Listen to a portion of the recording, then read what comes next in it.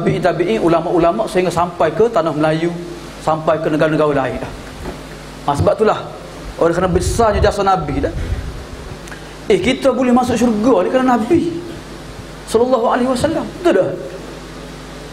Kalau tak berimbil dengan Nabi ataupun tak sapa dakwah Nabi, tak ikut Nabi, maka tak ada peluang untuk kita menjejak kaki dalam syurga dah. Jadi peluang untuk kita dapat kebahagiaan di dunia dan di akhirat punca sebenarnya kerana hidayah ataupun ajaran Nabi sallallahu alaihi wasallam. Itu sebab itulah kita kena kasih pada baginda sallallahu alaihi wasallam. Okey, ikhwatul Islam, mafhum mahabbat Rasulullah. Apakah makna ataupun pengertian cinta kita kepada Rasulullah sallallahu alaihi wasallam? Disebut sini iaitu an yamila qalbul muslim ila Rasulillah sallallahu alaihi wasallam. Kecenderungan hati seseorang muslim kepada Rasulullah sehingga timbul kecintaan Rasulullah, timbul dan mengatasi cinta kita kepada semua perkara. Memanglah kita ni sayang kepada diri kita, sayang kepada anak, ibu bapa kita, manusia semua sekali dah. Tapi cinta Nabi ni maksudnya cinta yang timbul dalam hati, yang mengatasi segala semua cinta-cinta dah. Kecil bab cinta ni payah juga dah. Orang yang merasai sahaja tahu hakikat cinta ni dah. Orang tak pernah bercinta payah dah royak dah. Sebab cinta ni perasaan, bukan boleh royak-royak dah. Kerana dah, bahagianya hidup dah, macam duduk di istana dah, di alam kayangan dah. Jadi begitulah cinta kita dengan Nabi ni, payah nak gambar dah, payah nak gambar. Nabi tak ada depan kita dah. Tapi kalau tak ada depan kita pun kita boleh kasih, boleh sayang Nabi dah. Allah tak nampak juga kita boleh kasih kepada Allah Ta'ala dah. Sahabat-sahabat cinta kepada Nabi, mereka sanggup buat apa sahaja dah. Anything dah. Apa sahaja mereka sanggup buat dah. Mereka sanggup korbankan nyawa darah mereka. Mereka sanggup tinggalkan anak bini mereka dah, tanah air, harta benda mereka dah. Mereka sanggup peruntukkan masa mereka untuk dakwah, untuk jihad dah. Mereka sanggup buat apa sahaja dah untuk kerana cinta kepada Nabi sallallahu alaihi wasallam. Itu bukti yang betul-betul nampak lah, yang ditunjukkan oleh sahabat baginda sallallahu alaihi wasallam. Jadi itu takrif cinta kepada Nabi dah. Jadi kecintaan kita kepada Nabi kenapa? Kerana min karimil khisal wa azimil syama'il. Kerana sifat-sifat Nabi yang mulia, jasa-jasa Nabi yang besar, dan kebaikan, keberkatan Nabi terhadap umatnya sallallahu alaihi wasallam. Itu sebab apa kita cintalah. Sebab itulah cinta seseorang manusia kepada seorang manusia, kita tengok dah. Sebab apa dah? Contohnya kita kasih, kita sayang kepada mak ayah kita, kepada adik-beradik kita. Sebab apa? Sebab hubungan kita dengan mereka. Sebab mak ayah kita, dialah penyebab kelahiran kita ke dunia. Mereka lah yang bagi makan, minum, jaga kita sampai besar, bagi pendidikan kepada kita dah. Kita sakit, kita demam, kita aksiden, dia yang jaga kita, dia yang perhati kepada kita. Tak ada pitih, dia yang bagi kepada kita dah. Jadi oleh kerana jasa-jasa mereka, kebaikan mereka, maka kita sayang kepada ibu bapa pada. Dah. Itu contohlah. Kita sayang pada guru kita, sayang kepada isteri kita, anak kita. Sebab apa dah? Sebab dialah zuriat yang menyambung hijab-hijab kita akan datang. Sebab kalau kita mati dia tak ada anak, siapa dia akan mewarisi harta benda kita? Siapa dia akan mewarisi hijab-hijab kita dan sebagainya lah. Jadi sebab itulah itu makna atau takrif mahabbah dah. Jadi kecintaan kita kepada Nabi sallallahu alaihi wasallam kenapa? Kerana baginda banyak jasanya kepada kita dan kebaikan baginda lah. Seorang lelaki sayang pada seorang perempuan dah jatuh hati lah. Kenapa dah? Banyak sebab dah. Kih dia comel, kih dia macam dah. Ada apa dia? Lesu pipik dah. Ada gebu lah, cantik lah, putih lah, macam-macam lah. Hak tu Itu kasih kita kepada manusia, kepada orang perempuan. Jadi Nabi ni dua-dua ada dah. Kecintaan kita kepada ibu bapa kita, tu jasa-jasa dia dah. Kecintaan kita kepada seorang perempuan kerana kecantikan dia, Nabi dua-dua ada dah. Kecantikan pun ada, jasa besar pun ada. Dua-dua ada Nabi dah. Okey, seterusnya dah.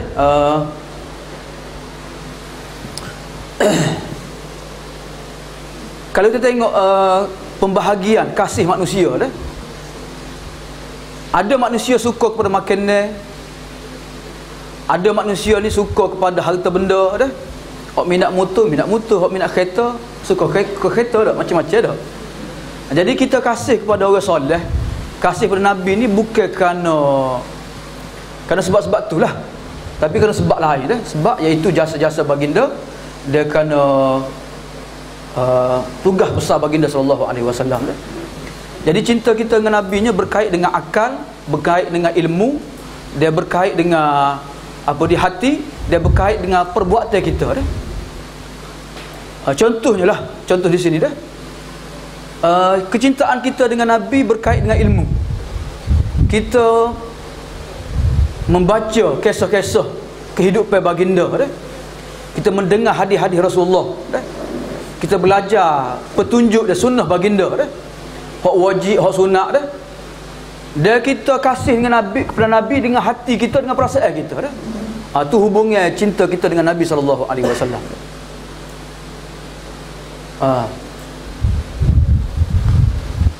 Kemudian diterjemahkan pula cinta kita ni dengan anggota dah.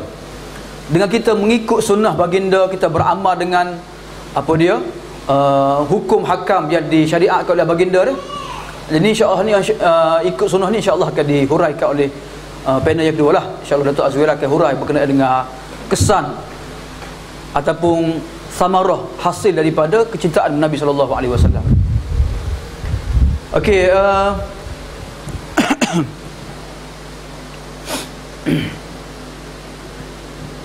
itu sedikit berkenaan dengan ta'rif ataupun mafhum hubbur Rasul sallallahu alaihi wasallam dah. Kita tengok sedikit syair yang disebut oleh Ibn Qayyim Al-Jauzi dah, dalam kitab dia Nuniyah dah.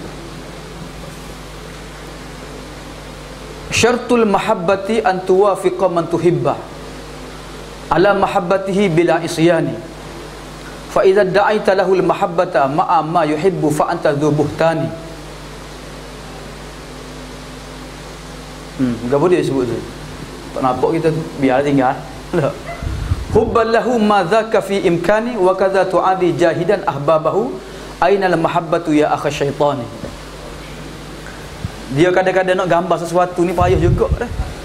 Nak royak dengan ayat biasa ni tak tejak dah. Dia royak dengan syair dah. Kata dia, syarat kamu cinta seseorang tu, kamu kena ikut dia dah. Kamu kena patuh dia dah. Sebab itulah seorang kekasih tahu apa dia kehendak kasih dia. Makan apa dia suka, coklat strawberry ke, dah. Hadiah apa dia suka dak, beg warna pink ke, dah. Dia suka apa dia, tengok wayang ke, minum air apa dak, dia tahu belaka. Dah. Hadiah pun nak hadiah tu lah. Hadiah lain marah. Dah. Jadi disebut sini kata dia syaratul mahabbah an tuwafiqa man tuhibba. Syarat cinta kamu pada seorang, kamu kena ikut kehendak dia dah. Baru jadi.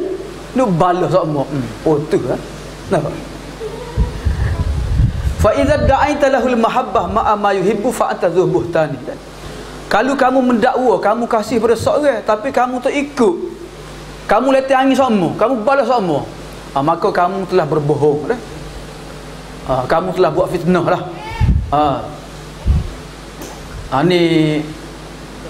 Ni apa dia? Kata-kata ada sekejap ada tak? Wabak. Okey, itu berkenaan dengan tajuk cinta kepada Nabi sallallahu alaihi wasallam dah. Berkenaan dengan mafhum dia lah. Okey, seterusnya kita masuk kepada tajuk yang kedua, iaitu wujub mahabbatin Nabi. Apa hukum kasih kepada Nabi dah sallallahu alaihi wasallam? Ni sebenarnya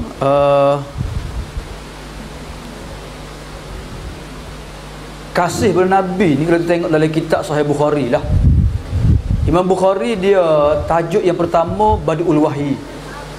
Tajuk yang kedua Kitabul Iman dah.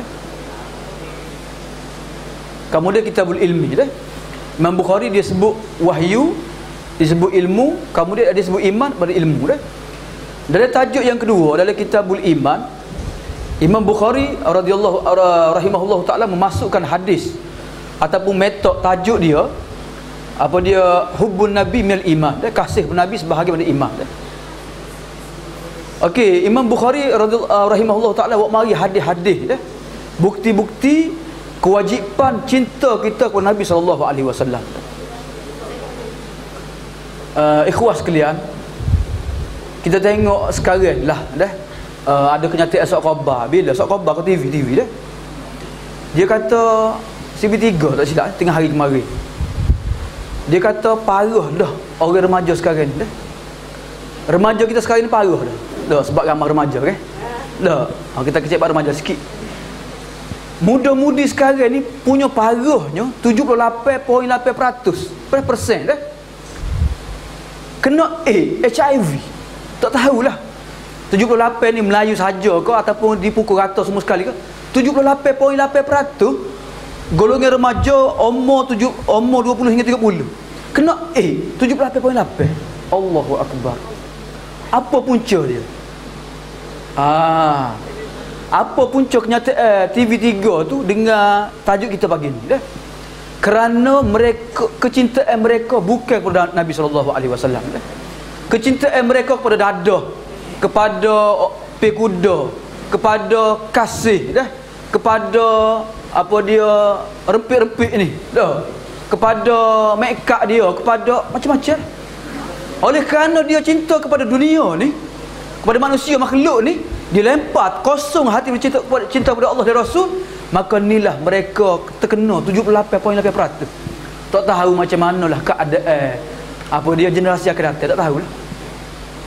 Sebab itulah betul lah majlis agama buat syarat learning nak nikah kena buat saringan. Bukan saringan HIV. Kalau mengikut kapten apa dia Hafiz Firdaus, dia kata semua saringan buat belaka.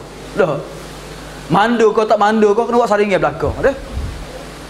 Supaya mudah tak nyesal lah, supaya tak berlaku apa dia keruntuhan rumah tangga dah. Kena buat apa dia full apa dengan medical check up.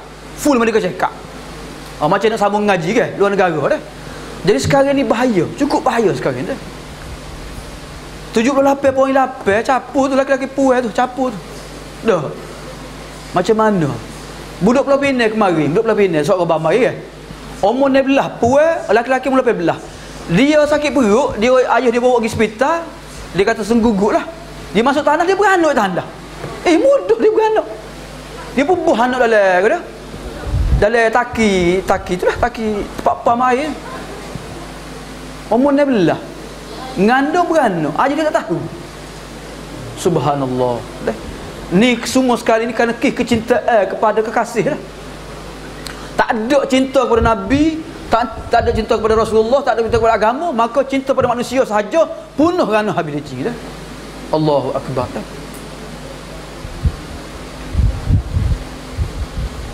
Nak kasih, nak nikah baru kasih dah.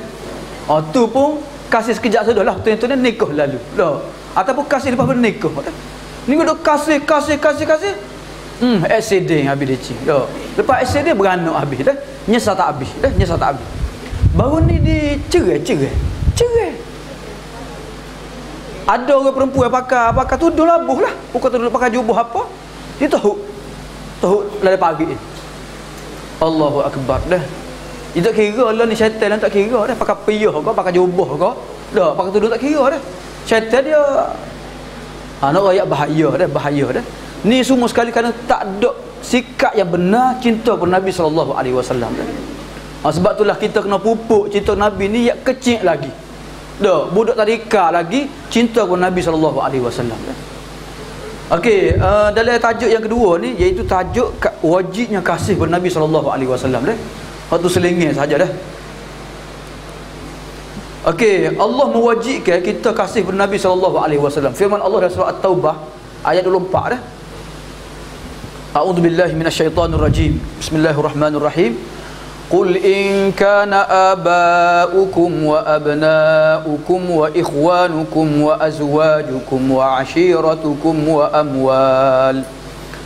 amwalun iqtaraftumuha wa tijaratun takhshawna kasadaha wa masakin tardawnaha ahabba ilaykum minallahi wa rasulihi wa jihadin fi sabilihi fatarabbasu hatta ya'tiyallahu bi amrihi wallahu la yahdil qaumal fasiqin. Itu surah At-Taubah ayat 24 dah. Okey, ayat ni Tuhan cabar manusia dah. Katakanlah wahai Nabi, jika sekiranya kamu kasih kepada bapa-bapa kamu, anak-anak, adik-beradik, isteri, pasangan kamu, keluarga kamu, harta benda, perniagaan yang kamu takut rugi, tempat kediaman yang kamu suka dah. Kalau benda-benda ni, keluarga kamu, harta benda kamu, lebih kamu cinta kepada Allah dan Rasul, dia berjihad jalannya, maka tunggulah dah.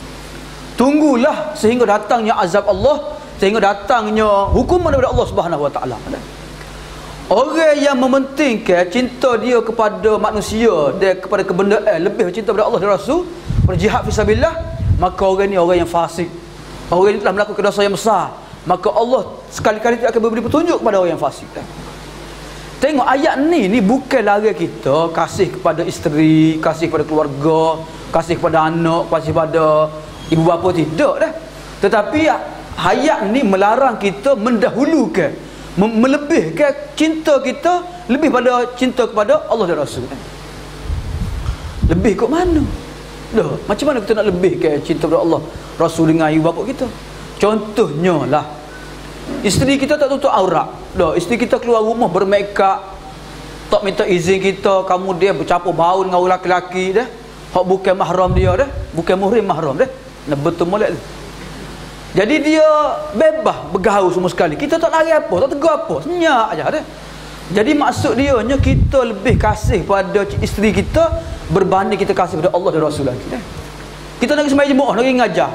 Atau segi dah habis duduk rumah lah. Dah, tidur rekon sedap sikit dah. Jadi kita ikut kehendak isteri kita lebih daripada kita menjalankan tugas agama. Ni maksud kita mendahulukan apa dia manusia daripada Allah dan Rasul dah. Payah tu dah.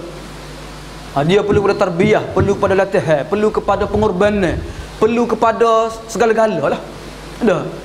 Kita nak pergi Mekah, pergi Mekah ni kena berpisah dengan anak, cucu dah, berpisah dengan adik-beradik, berpisah dengan rumah kita, kerjaan kita, kena minta cuti lagi.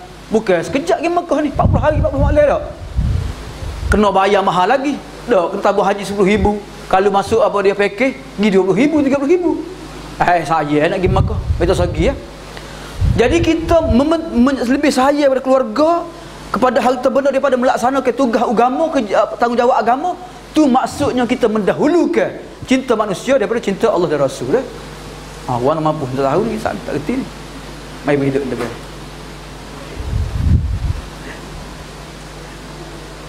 Pecek mana? Siti. Okey dah. Tu maksud mendahulukan cinta kepada Allah dan Rasul dah. Jadi ayat ni bukan sahaja mewajibkan kita kasih kepada Allah dan Rasul. Dia jihad dah. Tapi ayat ni nak bagi tahu kecinta kena mendahulukan dah. Takdim kena mengutamakan, kena mendahulukan, kena melebihkan. Cinta kepada Allah dan Rasul lebih daripada segala-galanya. Payah ni, payah. Okey, kita sebut contoh dah. Macam mana Nabi Ibrahim alaihissalam. Ini contoh paling jelas sekali. Nabi Ibrahim alaihissalam. Waktu Nabi Ibrahim alaihissalam diperintahkan oleh Allah untuk bawa Siti Hajar dengan anaknya Ismail. Nabi Ibrahim bawa Siti Hajar dengan anak dia Nabi Ibrahim, anak Nabi Ismail, bawa ke tengah-tengah padang pasir, iaitu Mekah dah. Dalam keadaan waktu tu di Mekah tak ada air, hanya adanya padang pasir, kamu dia bukit buka sahaja dah. Bukit buka, tengah-tengah tu ada lembah dah. Maka itulah Mekah dah. Nabi Ibrahim wak mari apa dia? Wak mari bawa seguni buah tamar, dia sebekah air dah. Kamu tinggal ke Siti Hajar dengan anak dia Nabi Ibrahim alaihissalam dah. Maka apa dia, waktu Nabi Ibrahim nak tinggal anak dia, nak tinggal Siti Hajar isteri dia dengan anak dia ni, Nabi Ismail ni, maka Siti Hajar kata, wahai suamiku, adakah kamu nak tinggal kami ni berdua? Dah. Adakah Allah memerintahkan kamu dah? Maka Nabi Ibrahim pergi jalan jauh tu, Nabi Ibrahim pun jawab, ya Allah yang memerintah dah. Allah tidak akan mensia-siakan dah apa dia hambanya dah. Tengok Siti Hajar dengan Nabi Ismail, mok dengan anak, baby lagi, dia kecil lagi dah. Nabi Ibrahim siapa hati dia tinggal isteri dia dan anak dia dah, kerana perintah Allah Subhanahu Wa Taala. Nak tinggal anak bini dah, saya sah. Dah. Payah nak pisah tu. Dah. Anak kecil lagi. Bini pun muda lagi. Dah. Tapi tinggal juga dah, tinggal juga. Kerana bukan perintah Allah Subhanahu Wa Taala. Nabi Ibrahim bila Nabi Ismail besar sikit, Allah perintahkan dibina Kaabah, maka Nabi Ibrahim diperintahkan untuk sembelih Nabi Ismail alaihissalam. Dah. Tuhan nak uji Nabi Ibrahim setara mana Nabi Ibrahim sanggup terima perintah Allah. Anak seorang tu ya. Bukan anak ramai seorang tu ya anaknya. Anak tunggal pula. Anak kecil lagi. Tapi Tuhan perintah ke sembelih juga. Sembelih juga Nabi Ibrahim dah. Tapi akhirnya Tuhan tukar dengan kibas dah. Tukar dengan sembelih. Wa fadainahu bidzibhin azim dah. Ini contoh manusia agung dah, yang membuktikan cinta dia kepada Allah Taala melebihi segala-galanya dah. Kisah Nabi Muhammad sallallahu alaihi wasallam dah. Waktu Aisyah radhiyallahu anha dah. Biarlah saya sebut kisah ni walaupun berulang kali dengar dah kisah ni dah. Tapi kisah ni terang-terang dah. Waktu Aisyah radhiyallahu anha kena fitnah berzina dengan seorang sahabat. Dah. Aisyah difitnah. Sebulan Aisyah sakit. Lepas balik dah perang, sebulan Aisyah sakit dah. Nabi Aisyah kata Nabi ni, biasanya Nabi ni walau bila Aisyah sakit ke, Nabi akan masuk dekat dengan Aisyah, Nabi akan sentuh Aisyah, Nabi akan cium Aisyah. Nabi pergi dah. Tapi dalam masa sebulan tu, Aisyah duduk rumah mak ayah dia, rumah Abu Bakar, rumah mak ayah dia dah. Nabi pergi masuk dekat, Nabi tanya apa khabar. Nabi pelik. Tidak kata mesra macam biasa dak lah. Aisyah ni tak tahu apa, ingat kau biasa-biasa aja. Lepas Aisyah sembuh penyakit, maka Aisyah pun tanyalah. Apa dia, Abu Bakar tanyalah, ayah dia tanya dah, mu tahu ke dak Aisyah gapo dia cerita hak berlaku ni? Mu tahu ke dak dah? Aisyah kata tak tahu, dia sakit ya, tak tahu. Dia kata sebenarnya kamu telah difitnah berzina dah. Dak, kamu telah difitnah berzina. Dia cerita mu telah tersebar dah. Dan Nabi pun berbelah bagilah. Nak menafikan, takut orang kata Nabi menyembelih isteri dia. Nak kata Nabi Aisyah berzina, tak ada bukti dah. Jadi Nabi sendiri pun tawakuf lah. Nabi pun pergi ziarah Aisyah gitu je. Pergi ziarah tengok apa kelik. Ziarah tak kelik dah. Siapa Aisyah kata semua orang tak percaya dia belakang dah. Hatta Nabi sendiri, hatta mak ayah dia sendiri dah. Hatta apa dia, mak ayah dia sendiri pun masih lagi tawakuf dah, masih lagi menunggu keputusan sebenar. Adakah benar Aisyah berzina atau tidak dah. Jadi sehingga Tuhan turunkan ayat Quran dah. Siapa Aisyah kata dah, innama ashku bathi wa huzni ila Allah wa a'lamu minallahi ma la ta'lamu dah. Wa aqul lakum kama yaqulu dah Yaqub alaihi salam. Dan tidak ada perkataan yang boleh aku luahkan kepada kamu kecuali sebagaimana Nabi Yaqub meluahkan kata-kata kepada Nabi anak-anak dia dah. Innama ashku bathi wa huzni ila Allah. Hanya saja aku mengadu kesedihan aku dan keperitan aku kepada Allah sahaja dah. Manusia tak ada apa dah. Ni nak Tuhan nak suruh Aisyah ni, wahai Aisyah, mu saya pada suami kamu, kamu saya pada Rasulullah, tapi sebenarnya kamu kena lebih lagi saya pada Allah, Allah Subhanahu Wa Taala. Sebab Allah saja boleh menyelamatkan kamu dah. Tengok cerita ni dah. Mara cerita ni sebagaimana Tuhan nak buktikan, Tuhan nak zahirkan dah. Sebenarnya kecintaan kepada Allah lah yang paling tinggi sekali. Kemudian kecintaan kepada Nabi, kemudian barulah kecintaan kita kepada manusia dan harta benda lah. Okey, tu ayat Quran, sedikit huraian berkenaan ayat Quran. Apa dia? Kewajipan cinta kepada Allah dan Rasul dah. Kita tengok satu hadis Nabi dah. Satu hadis yang disebut oleh Bukhari, Imam Bukhari rahmatullah alaih, daripada Abdullah bin Hisham, dia berkata, kami bersama-sama Nabi SAW dah. Wa huwa akhidun bi yadi Umar. Nabi pegang tangan Umar dah. Nabi kata, wahai Umar kata, wahai Rasulullah, sesungguhnya kamu lebih aku sayang daripada segala-galanya, kecuali diri aku lah. Wahai Rasulullah, kamulah orang yang paling aku sayang sekali dah, kecuali diri aku. Aku dulu, kamu diri kamu, wahai Rasulullah dah. Maka Nabi kata, wahai Umar, la walladhi nafsi biadihi. Tidak wahai Umar, tak betul tu wahai Umar dah. Demi Allah yang mana nyawaku berada di tangannya, kamu tidak beriman sehingga hatta aku na ahabba ilaik min nafsi, sehingga aku lebih kamu sayang daripada diri kamu sendiri, wahai Umar dah.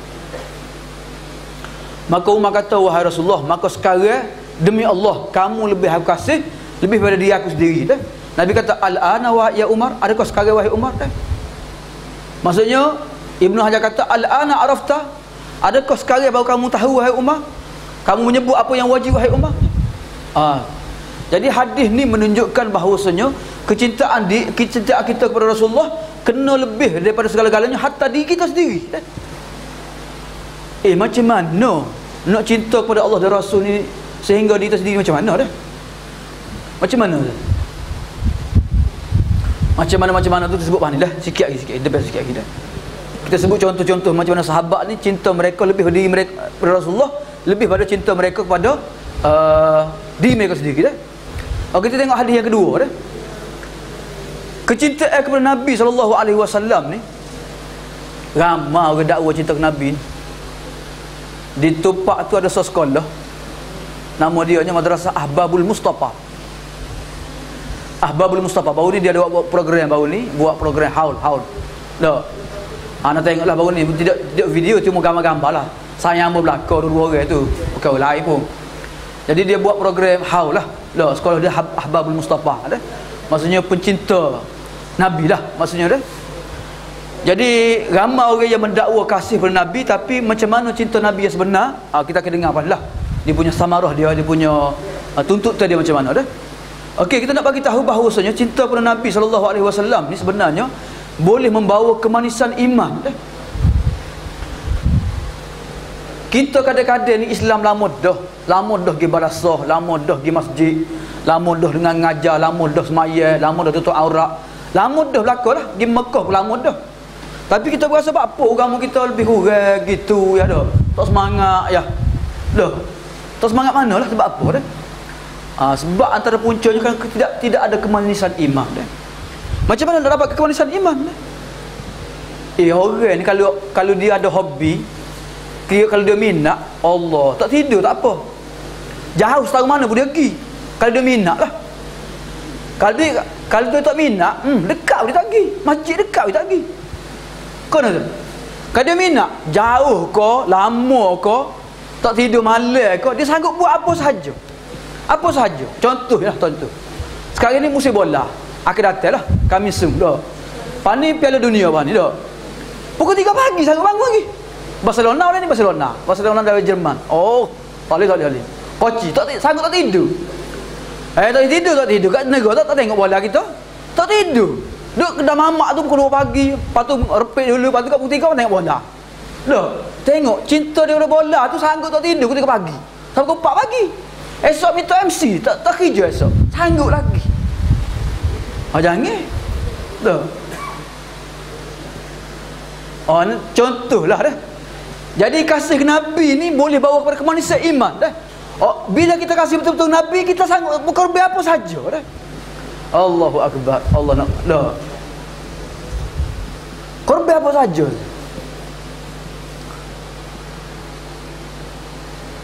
Cuba enta fikir dalam kepala lah, gapo dia enta sanggup korban apa sajalah. Dah. Kalau orang muda ni gak kasih dia lah. Kita temu di Pulau Langkawi, tak apa, kita tepuh tiket, biarlah mahal sikit, tak apa. Boleh dia ambil tiket daripada Kota Baru ke Kaliak A2 pergi Langkawi bola. Sanggup. Dah. Ambil apa dia? Royak kepada bos dia, ada kerusu berniaga lah. Dah, royak kepada keluarga di rumah dia, ada kerusu 3 hari. Sanggup tipu bini dia, sanggup tipu bos dia, ada kerja, ada kursus peniaga semua sekali. Kenapa kena temu seseorang? Kayak drama-drama ke, ada banyak cerita gini ke. Cerita sungguh tu. Cerita masyarakat sungguh tu. Dia sanggup habis piti, tepuh teket lagi, kau bini dia tepuh hotel lagi. Lepas tu tepuh nak pergi naik bot semua sekali. Dah. Tengok. Maksudnya cinta kita pada seorang kita sanggup buat apa sahaja habis piti. Lo ni ke sak khabar ni ke sinar harian pun masuk, berita harian pun masuk. Ramai orang Tino sekarang ni, orang Puas sekarang ni habis berjuta-juta piti kepada mak Bangla, mak Afrika, mak Itai semua sekali. Dia sanggup transfer piti kok ni ya. Kok dah? Kok online. Allah tak ceridiknya kalau masuk surah kita pun tak apa Masuk ke darah hadis boleh jalan setahun. Bukan banyak pun. Dah. 34,000 sebulan setahun tu nak guna pitinya. Baca gaji guru lagi, boleh pergi belajar lagi. Dah. Ni dah masuk ke awal itu 40,000. Apa dia? Boleh ke dia? Allahu akbar. Pahala pun tak boleh. Piti pun habis. Lepas tu minyak dengan bank pun nak bayar. Tak cerdik sungguh lah. Padahal masuk piti ni orang piti banyak pelakon ni. Set nak sebut nama sekali pun tak biarlah, tak sebut lah. Nak royaknya. Padahal dia kenal dengan awak itu tu kok chatting ni ya. Kau WeChat ya? Dah. Kau apa dia? Kau WhatsApp ya? Allahu akbar. Lepas tu dia ambil kamera pun nak tunjuk gambar dia, tak pakai baju. Orang kahwin ni pugut dia. Muntak bayar piti kat aku tunjuk gambar. Bayar. Anak royak kau pendidikan tinggi kau tak cerdik. Bukan kau cerdik dak. Patutnya habis mesti kau cerdik dah. Tapi tak cerdik juga. Allahu akbar. Dah. Ni nak royak kecintaan kepada orang. Kecintaan kepada benda. Dah. Orang minat kau butiti. Dah. Sanggup beli butiti harga 900. Harga 9,000 sanggup beli lagi. Pakai siapa pura? Saja. Sanggup beli saya. Nak royak orang tak cerdiknya. Kalau dia guna 900 riyal tu untuk makan anak bini dia sebulan. Dah. Allahu akbar. Maaf dia masuk Kelantan dah. Okey, pergi lagi. Tajuk yang ketiga lah, berbual lah tajuk ni. Tajuk yang ketiga habis masa dah kita. Tajuk yang ketiga iaitu ni tak baca ni sebab ada tak segera akan baca ni dah apa ni. Saya akan baca tajuk akhir sekali dah. Okey, Rabi'an yang keempat dah. Halus sahabah fi mahabbatihim. Macam mana keadaan sahabat? Macam mana sahabat membuktikan cinta mereka kepada Rasulullah sallallahu alaihi wasallam dah. Okey, kalau kita tengok keadaan sahabat ridwanullahi alaihim ajma'in. Sebab apa sahabat? Apa tak mari cerita wali-wali ke, cerita tak ahli ulama ke? Sebab cerita sahabat lah cerita yang paling tepat sekali. Dak. Apa dia cerita yang paling benar sekali. Cinta yang diakui oleh Allah dan Rasul dah. Radhiyallahu anhum wa radu'an dah. Kata dia sahabat-sahabat al-kiram telah mencintai Rasul kecintaan yang tidak ada tolak bandingnya dah. Sehingga mencapai darjat, mencapai kemuncak, mereka sanggup korbankan apa sahaja dah. Hatta diri mereka, harta benda mereka, anak pinak mereka, mak ayah mereka sanggup buat apa sahaja dah.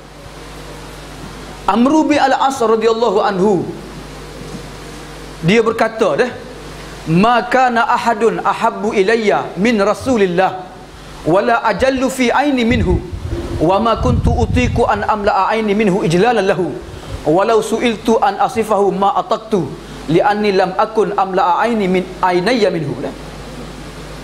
Ni cerita Amru bin al-As dah. Amru bin al-As ni seorang sahabat Nabi yang masuk Islam lewat jugalah. Masuk Islam lewat juga dia. Waktu Mekah tak masuk Islam, lepas pada Nabi berhijrah baru masuk Islam dah. Dia Amru bin al-As ni dia pun masuk Islam, anak dia pun masuk Islam juga dah.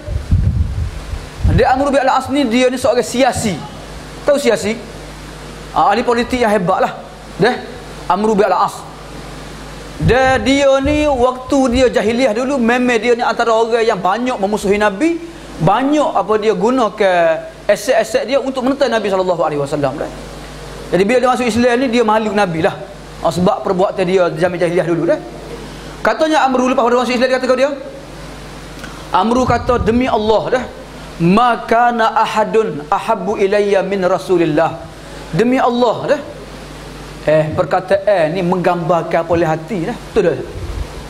Perkataan bukan perkataan saja. Ada juga orang sebut saja, tu munafik tu. Sebut dengan mulut tapi hati tak ada pun dah. Dah.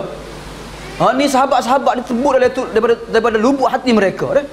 Katanya Abdullah bin Amru, maka na ahadun ahabbu ilayya min Rasulillah.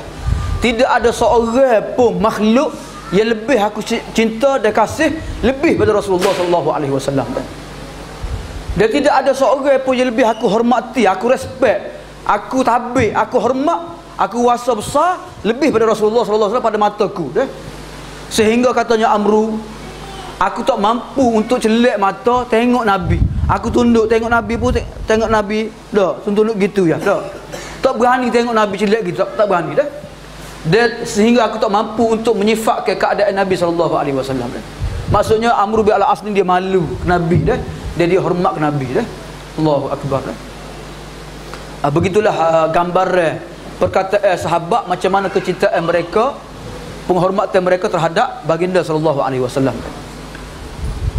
Katanya Ali bin Abi Talib ni Bukhari juga riwayat Katanya Ali bin Abi Talib, setelah ditanya kepada dia, macam mana kamu mencintai Rasulullah wahai Ali, macam mana kamu cinta kepada Rasulullah katanya Ali bin Abi Talib, kana wallahi wallahi ni panggil jumlah muqtaridah kana wallahi ahabba ilaina min amwalina, adalah baginda demi Allah lebih kami kasih daripada harta benda, anak pinak dan anak-anak mak ayah kami daripada air sejuk hok dahaga sekalipun lebih kami kasih lagi air sejuk ni memang perlu sebab dahaga ni duk kecek ni berai-berai setengah jam kecek air tak ada sebab kita kek dia. Jadi lebih-lebih lagi orang duduk Mekah orang duduk Mekah, orang duduk tanah Harap panas-panas tu tak ada air pun Allahu akbar gelisah tak ada air, kena lagi uci manis pun nak bawa orang lain, nyopoh orang lain tak ada air tak boleh tak ada air kena ada air juga. Okey, apa dia Ali sebut lebih pada kami kasih kepada air, tak siap saja ya sebut sini apa dia lebih pada kami kasih pada air dahaga lagi. Nak cerita dah.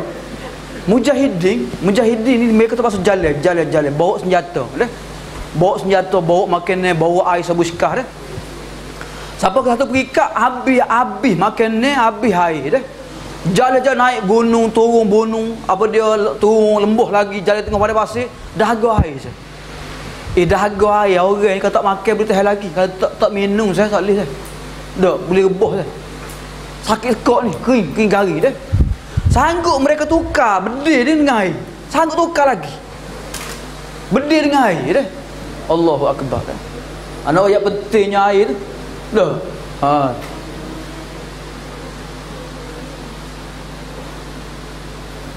okey, tu kisah perkataan lah. Kita tengok macam mana apa dia nak tanduk sahabat lah, macam mana keadaan mereka menggambar kasih Nabi ni cerita hadis yang diriwayatkan oleh Urwah bin Mas'ud Urwah bin Mas'ud ni menceritakan kisah ketika mana berlakunya suluh Hudaibiyah. Waktu berlakunya perdamaian Hudaibiyah, waktu tu Urwah bin Mas'ud nak pergi mewakili kafir Quraisy untuk buat perjanjian dengan Rasulullah sallallahu alaihi wasallam. Maka Urwah bin Mas'ud kata sebelum dia buat perjanjian, dia tengok dulu macam mana sahabat-sahabat bermuamalah dengan Nabi, baginda Nabi sallallahu alaihi wasallam. Macam mana Urwah menggambarkan ni Urwah kafir lagi, tapi dia goyak macam mana sahabat ni hormat sayang Nabi. Dia tengok ni. Katanya Urwah, wallahi laqad wafattu 'alal muluk. Wallahi laqad wafattu 'alal muluki.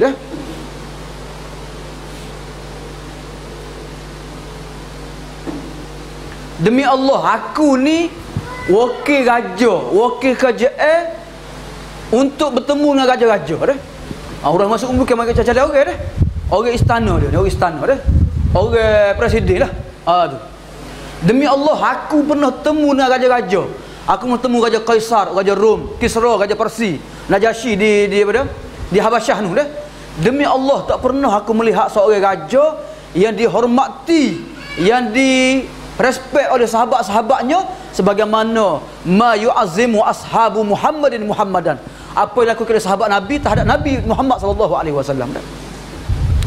Demi Allah, tidaklah Nabi meludah, Nabi kehek dia punya hingus dia punya ludah dia, kecuali seorang sahabat tadah dengan tangan dia. Tadah, kerana sahabat pun sapuh muka dia, sapuh kulit dia dah. Wa idza amarahum, bila Nabi suruh saja, terus sahabat-sahabat ambil tindakan dan bertindak mengikut perintah Nabi sallallahu alaihi wasallam dah. Bila Nabi berwuduk, sahabat-sahabat dekat-dekat nak perang, nak balah, nak berebut, nak tadah air wuduk Nabi sallallahu alaihi wasallam dah. Bila Nabi bercakap, semua sahabat-sahabat tunduk belakang, dia dengar dengan baik apa yang Nabi ucapkan dah. Dia tak pernah mereka menajamkan pandangan mereka terhadap baginda sallallahu alaihi wasallam dah. Faham kata tu? Macam mana gerak body contact sahabat ni, kepada gerak-geri sahabat ni menggambarkan kehormatan mereka, kemuliaan mereka terhadap Nabi sallallahu alaihi wasallam dah. Penghormatan mereka terhadap Nabi dah. Nabi kecek, mereka tunduk dah. Nabi bagi arahan terus, mereka bertindak dah. Bila Nabi dia berwuduk, mereka ambil wuduk Nabi. Rambut Nabi dibahagikan, mereka sipai buat berkat dah. Tu Nabi sallallahu alaihi wasallam dah. Allahu akbar dah. Tak ada lah. Okey, kalau ada soalan sipai dah. Tu ada soalan tu, tadi tu ada soalan tak? Tak apa, sipai akhir sekali bani. Ustaz juga akan jawablah soalan tu.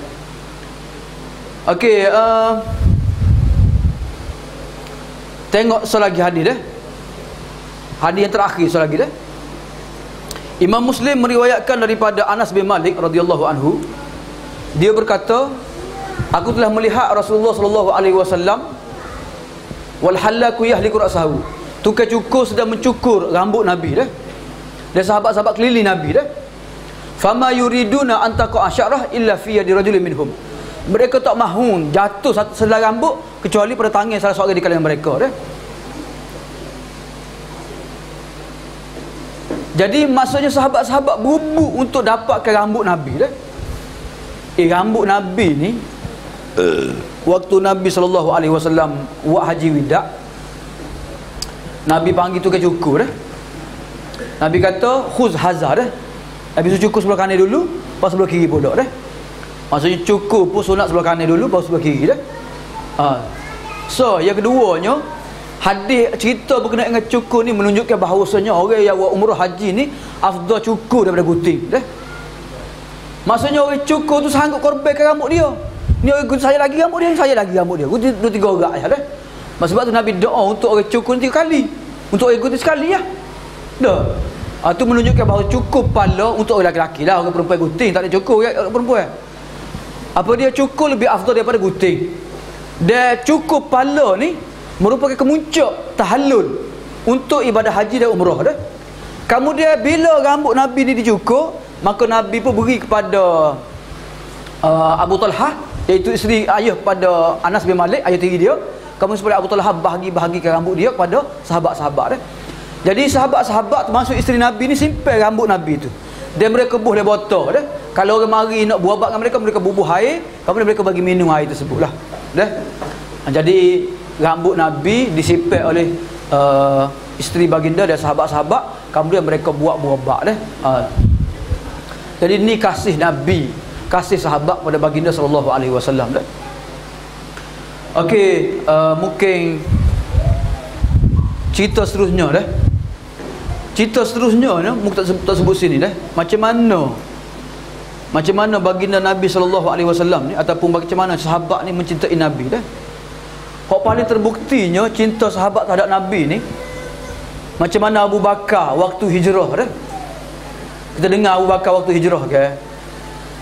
Abu Bakar ni menunggu-nunggu arahan Rasulullah untuk berhijrah. Dan waktu Rasulullah ketuk rumah Abu Bakar waktu tengah hari, Abu Bakar tinggal ke tidur rehat dia tengah hari, keluar bersama-sama Nabi untuk berhijrah dah. Dan waktu berhijrah Abu Bakar singgah dalam gua. Sebelum Nabi masuk, Abu Bakar masuk dulu, cuci gua semua sekali, barulah Rasulullah masuk. Takut-takut ada benda yang memudaratkan baginda dah. Dia Abu Bakar waktu jalan, waktu hijrah tu, pak depan, pak belakang, kiri kanan, dia Abu Bakar pusing. Takut-takut orang kafir nampak Nabi dalam gua dah. Jadi ni semua sekali ni, apa yang berlaku dalam peristiwa hijrah ni nak menunjukkan kecintaan tinggi Abu Bakar kepada Rasulullah sallallahu alaihi wasallam dah. Hebatnya cinta Abu Bakar terhadap Nabi sallallahu alaihi wasallam dah.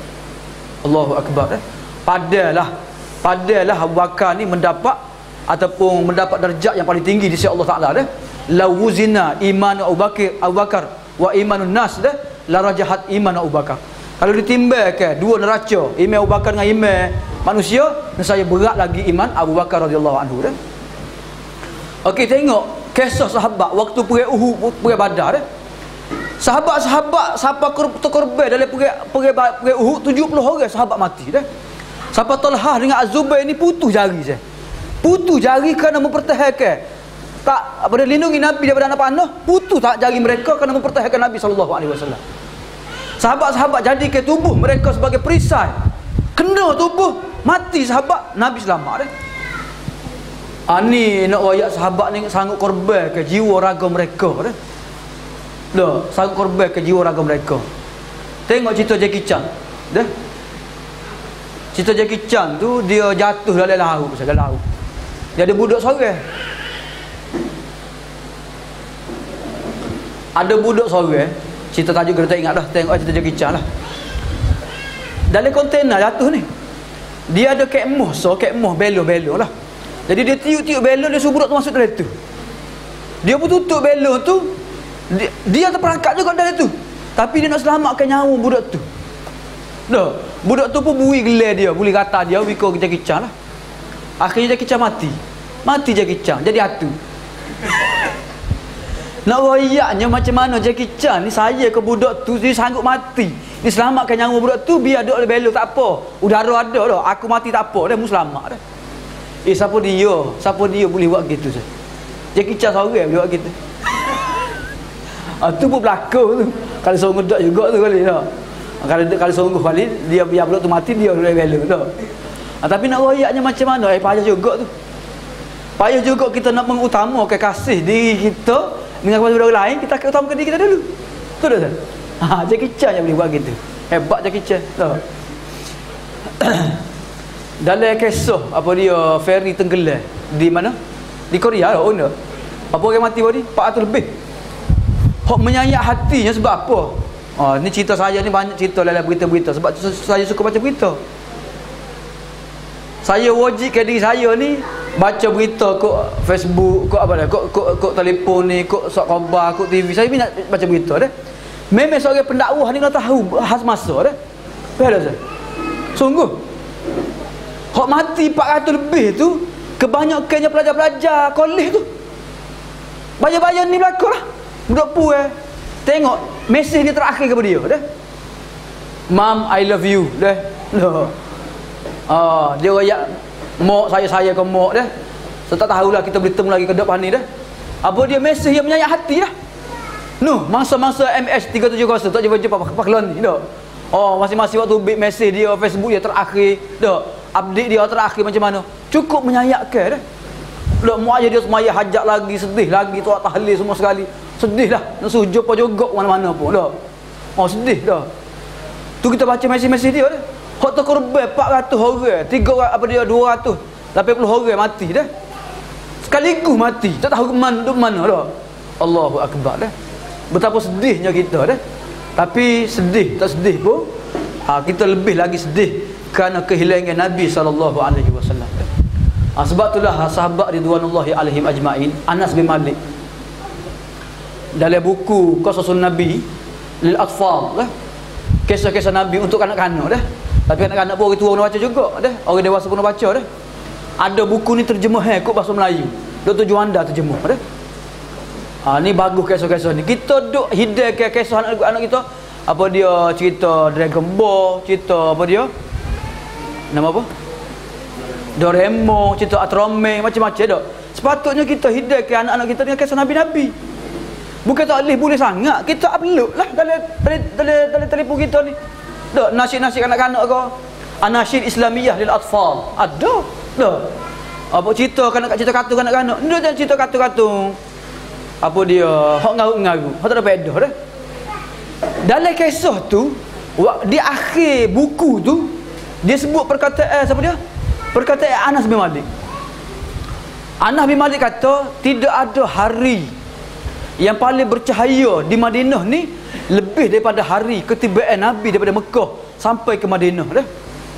Sehingga setengah ahli sirah mereka dah tala'al badru alaina. Syair tu kan? Nasyid tu kan? Dia kata nasyid tu dibaca waktu Nabi tiba di pada ketika hijrah dah. Tapi sebenarnya sebenarnya nasyid tu bukan waktu Nabi tiba daripada Madinah, daripada Mekah dah. Tapi nasyid tu ialah diucapkan ketika Nabi balik daripada Tabuk dah. Hak tu sebenarnya lah. Sajalah kita sebut nasyid tu nak betul fakta dah. Tu. Apa yang masyhur tapi tak sahih dah. Ada buku tu. Daripada surah Nabi dah. Anas kata tidak ada hari hak lebih bercahaya di Madinah lebih daripada hari waktu Nabi tiba di Madinah dah. Dia tidak ada hari yang lebih kelam, yang lebih gelap, yang lebih menyedihkan kecuali pada hari wafatnya baginda Nabi SAW. Sahabat-sahabat ni tak boleh kecek.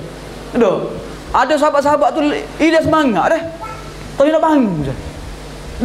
Kelu lidah dah.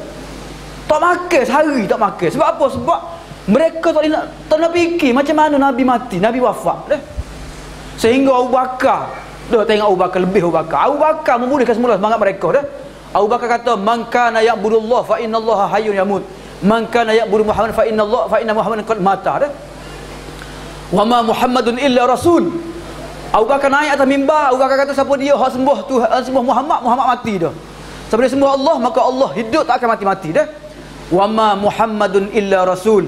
Afa immata au qutilan qalabtum ala aqabikum."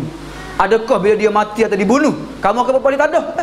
Tengok Abu Bakar, sehingga Abu Bakar dapat memulihkan mula semangat para sahabat Nabi ridwanullahi alaihim ajmain. Nak royaknya cerita akhir ni, nak royak betapa menebarnya cinta para sahabat, sepenuh jiwa, meresap dari darah daging mereka dah. Sepenuh ruh mereka cinta pada Rasulullah sallallahu alaihi wasallam. Jadi adakah boleh kita ni meniru dan mengikuti cinta para sahabat kepada Nabi sallallahu alaihi wasallam? Itulah saya rasa pembentengan yang sesi yang pertama. Cuma akhir kalamnya, penutup saya berpesanlah kepada golongan remaja khususnya dan semua hadirin, biarlah kita isikan jiwa kita ni kasih ke Nabi dah. Janganlah kita isikan cinta kita kepada manusia ke, kepada benda ke dah. Sebab ni boleh merosakkan kita dan boleh menjahanamkan hidup kita dan dunia akhirat kita lah. InsyaAllah orang yang penuh ke hati dia, jiwa dia kasih Nabi, kasih kepada Allah Ta'ala, maka dia akan selamat, dia akan mendapat apa dia? Pertolongan daripada Allah Subhanahu Wa Ta'ala. Aku qauli hadza wa astaghfirullah li wa lakum. Kita tangguh kembali kita. Sallallahu ala Muhammad wa ala alihi wa baraka wa sallam. Alhamdulillahirabbil alamin.